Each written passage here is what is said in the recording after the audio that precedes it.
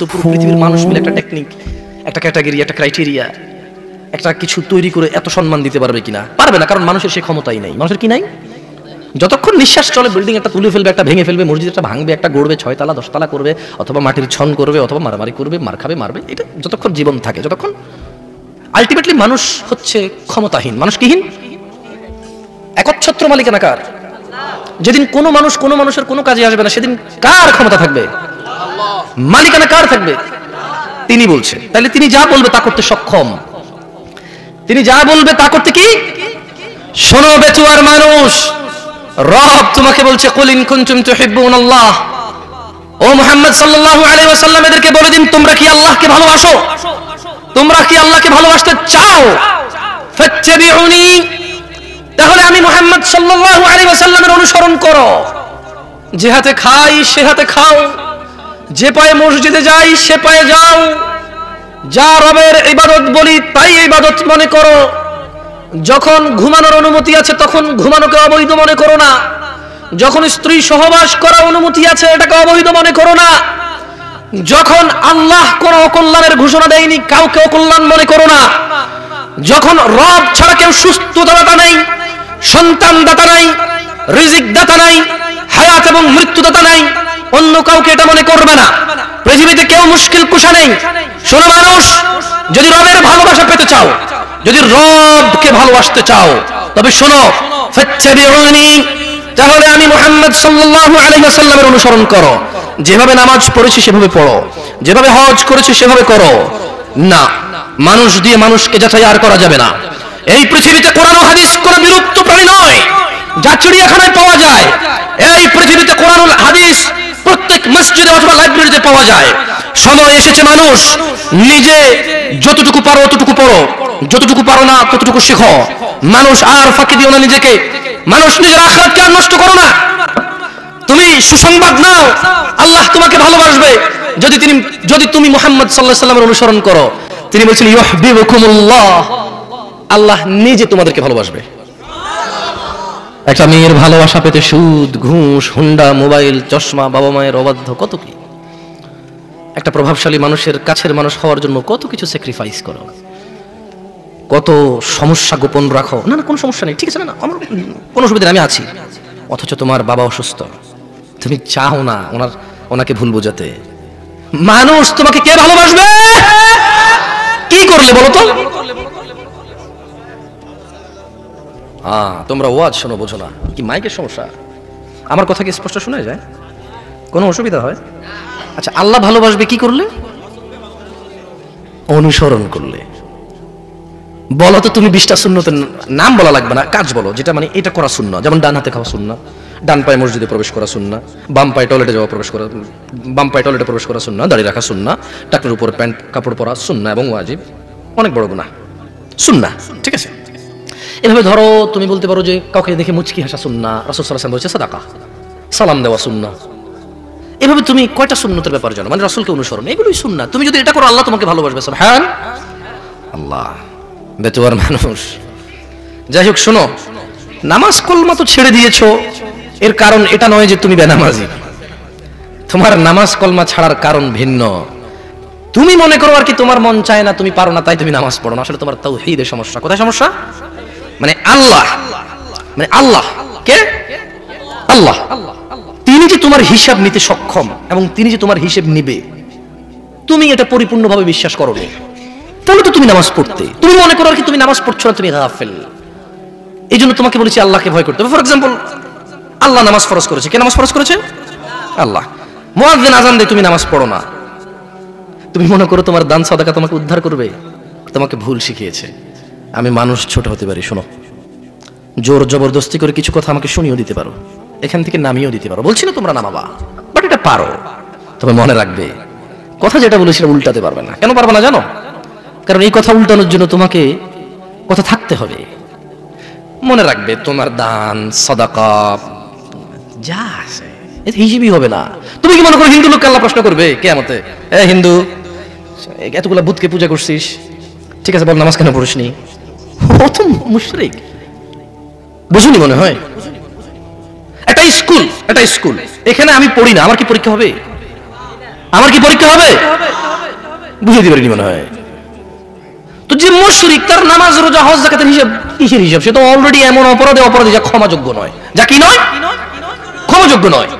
একজন বেনামাজি মানুষ, সে মনে করে নামাজ না পড়া শুধু নামাজ না পড়া, অথচ আল্লাহর নবী, যে একটু বললাম, আল্লাহ বলেছে যদি তোমরা আল্লাহর ভালোবাসা পেতে চাও তাহলে রাসূলের অনুসরণ করো। রাসূল বলছে যে নিশ্চয়ই কাফের এবং মুশরিকের মধ্যে আর আমাদের মধ্যে পার্থক্য হচ্ছে নামাজ। তুমি তো গুরুত্ব, তুমি মনে করো নামাজ না পড়া, নামাজ না পড়া। ওই যে তুমি খুঁজে পাও না মুসলমান কিভাবে শিরিক করে, এই যে নামাজ না ছাড়লে শিরিক হয়। দেখো, আমি অনুবাদক, এখানে যারা বুখারী পড়ায়, মুসলিম পড়ায়, তিরমিজি পড়ায়, হাদিস তারা পেয়েছে না। হানাফি, শাফি, মালিকি, হাম্বলি, তিরমিজি, আবু দাউদ নাম দিয়ে তুমি পরিবর্তন করে গোপন করতে পারো, কিন্তু আছে।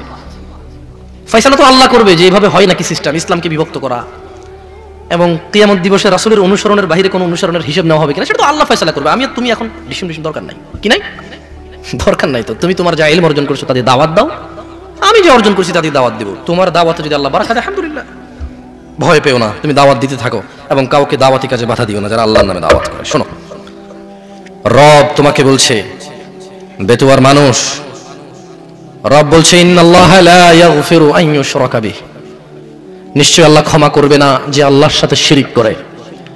ওয়া ইয়াগফিরু মা দুনা যালিকা লিমান ইয়াশা। দেখো রব কি বলে, অপরাধটাকে বাছাই করো মানুষ, আল্লাহর ঘর মসজিদ ছাড়া কোথাও যেও না। তোমার দান সাদাকা হবে মসজিদ কেন্দ্রিক, ইতিমখানা কেন্দ্রিক, রাস্তাঘাট, পুল, কালভার্ট কেন্দ্রিক। তোমার দান সাদাকা হবে আত্মীয় স্বজন, দরিদ্র পাড়া প্রতিবেশী কেন্দ্রিক। মানুষ, তুমি আল্লাহর ঘর ছাড়া অন্য ঘরকে আলোকিত করো না।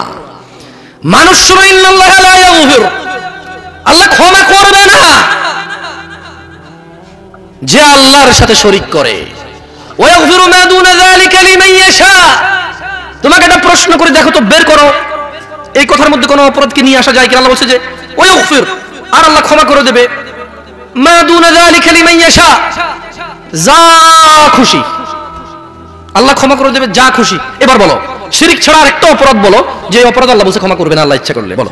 নাই, কি নাই? আল্লাহ বলছে ওয়াগফিরু মা দুনা যালিকা লিমান ইয়াশা, লিমান ইয়াশা, যা খুশি, যাকে খুশি। তবে আল্লাহর ইচ্ছা, আমি আর তুমি তো জানি না যে ক্ষমা করে দেবে।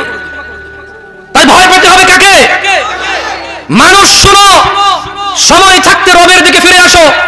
ইয়া আইয়ুহাল্লাযীনা আমানু ইত্তাকিল্লাহা হাক্কা তুকাতিহ, হে তোমরা যারা ঈমান এনেছো আল্লাহকে ভয় করো যেভাবে ভয় করা উচিত, যেভাবে ভয় করা উচিত। শোনো, বিশ্বাস করো, তোমার সালাত ছাড়া তুমি মুসলমান নও। তুমি মনে করো নতুন শুনেছো, এটা 1450 বছর আগের কথা, তুমি কখনো ভেবেই দেখোনি, খুঁজেই দেখোনি, খুঁজেই দেখোনি। এতে তো কথার দোষ নেই, যারা লিপিবদ্ধ করেছে তাদের দোষ নেই। তুমি দেখোনি, আমি দেখিনি, নিজ দেশ সম্পদার নিজের জীবনের মানে পৃথিবীর প্রাধান্যের কারণে আমরা দেখিনি। এটা তো লেখকের দোষ নাই, লিপিবদ্ধকারের দোষ নেই। মানুষ ইত্তাকিল্লাহা হাক্কা তুকাতিহ, ভয় করো আল্লাহকে যেভাবে ভয় করা উচিত। কিভাবে তোমার সাহস হয়? মুয়াজ্জিন বলে হাইয়া আলাস সালাহ, নামাজের দিকে আসো। মুয়াজ্জিন কেন বলে? কারণ আল্লাহ বলেছে ইয়া আইয়ুহাল্লাযীনা আমানু আকিমিস সালাহ, হে তোমরা যারা ঈমান এনেছো নামাজ প্রতিষ্ঠিত করো। এবার মুয়াজ্জিন বলে হাইয়া আলাস সালাহ, কিভাবে তোমার বুকে এত সাহস হয়? ইত্তাকিল্লাহ ইয়া নাস, ইয়া মুসলিম, ইয়া মুমিন, ইত্তাকিল্লাহা হাক্কা তুকাতিহ, আল্লাহকে ভয় করো যেভাবে ভয় করা উচিত। তোমার হৃদয় কিভাবে এত সাহস পায়?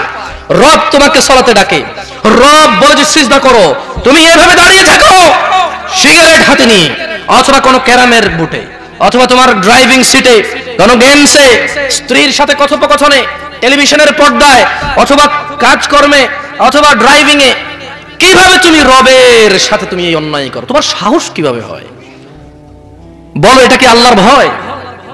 এখানে যদি এখন মাননীয় প্রধানমন্ত্রী শেখ হাসিনা আসে আর বলে যে শোনো, এই এলাকার যত মানুষ এখানে এখন উপস্থিত হবে তারা সবাই বেশি না 2000 টাকা করে পাবে। মানুষ টাকার জন্য, কিছু মানুষ আসবে না কিন্তু দেখতে আসবে প্রধানমন্ত্রীকে। কি করবে? দেখতে আসবে, এবং এটাও দেখতে আসবে যে কত মানুষ এসেছে, এটাও দেখতে আসবে, সত্যায়ন করতে আসবে যে আসলে কি দেয় কিনা, এটাও দেখতে আসবে, মানে পেতেও আসবে। অথচ তোমার রব বলেছে, রব তোমাকে বলেছে যে সালাত তোমার সর্বপ্রথম হিসাব হবে। রব বলেছে ওয়াসজুদ ওয়াকতারিব, মানুষ তুমি সিজদায় আসো, আমার নিকটে হয়ে যাও, তুমি রবের কথা শোনো না।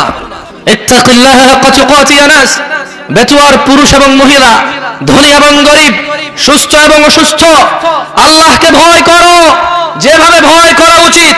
ওয়ালা তামুতুন্না ইল্লা ওয়া আনতুম মুসলিমুন, আর তোমরা মৃত্যুবরণ করো না মুসলিম হওয়া ছাড়া। বেতুয়ার মানুষ, তোমার রব তোমাকে সতর্ক করছে। তোমার রব যিনি তোমাকে সৃষ্টি করেছে তুচ্ছ পানি হতে, যিনি তোমাকে মায়ের পেটে দীর্ঘদিন একটা সময় অবকাশ দিয়ে একটা পানি থেকে রক্ত মাংস হাড্ডি সুন্দরতম অবয়বে এই পৃথিবীতে প্রেরণ করেছে যিনি তোমাকে, বেতুয়ার মানুষ সেই রব তোমাকে বলছে যে রবকে ভয় করো। বলো, এই পৃথিবীতে কি এমন কেউ আছে যে রবের বিরুদ্ধে আশ্রয় দিতে পারবে? আছে কেউ? যেহেতু রবের বিরুদ্ধে কেউ আশ্রয় দিতে পারে না, তাহলে যেখানে রবের কথা আসবে সেখানে অন্য কারো কথা চলবে না। রবের হুকুম অবাধ্য হওয়া যাবে না মানুষের হুকুমের উপরে। তোমার যদি নিষেধ করার, যদি তোমার মাশাআল্লাহ তুমি নিষেধ করতে পারতেছো, তোমার অতটুকু এখানে ভ্যালু আছে, তুমি করো। যদি না পারো ঘৃণা করে উল্টা হইলেও ফেরো, ওর পিছে পড়ে থাকার দরকার নেই, আল্লাহর হিসাব নিয়ে নেবে, আল্লাহর হিসাব নিয়ে নেবে। ওর অপরাধকে তোমাকে জিজ্ঞেস করবে না। শুনবে তোমার মানুষ, রব তোমাকে ডাকছে ক্ষমার দিকে, শুনবে? শুনবে? কারা কারা আছো আজকে থেকে আল্লাহর কাছে ক্ষমা চাইবে? বলো, চাইবে তো ক্ষমা? বলো, কেউ আছে রব ছাড়া ক্ষমা করার মতো? কেউ আছে রব ছাড়া ক্ষমা করার মতো? বলো, রবের সাথে কথা বলতে কি কোনো মাধ্যম লাগে? বলো, রাত এবং দিনে কোন সময় যখন রব কথা শুনতে পায় না এমন সময় কি আছে? বলো, তোমার সম্পূর্ণ চাহিদা যদি রব পূরণ করে তাতে রবের কি কিছু কমে যাবে? বলো, তুমি কার কাছে ফিরে যাবে? কে তোমার হিসাব রাখবে? রব যদি চায় তোমাকে ক্ষমা করতে পারে কিনা? কাকে ভালোবাসবে? কার কথা মানবে? ফাত্তাকুল্লাহ মাস্তাতা'তুম ইয়া নাস, মানুষ আল্লাহকে ভয় করো যতটুকু তোমাকে আল্লাহ সাধ্য দিয়েছে সাধ্যর ভিতরে থেকে। আমি তো এটাই বলি, তোমরা ভুল বুঝো।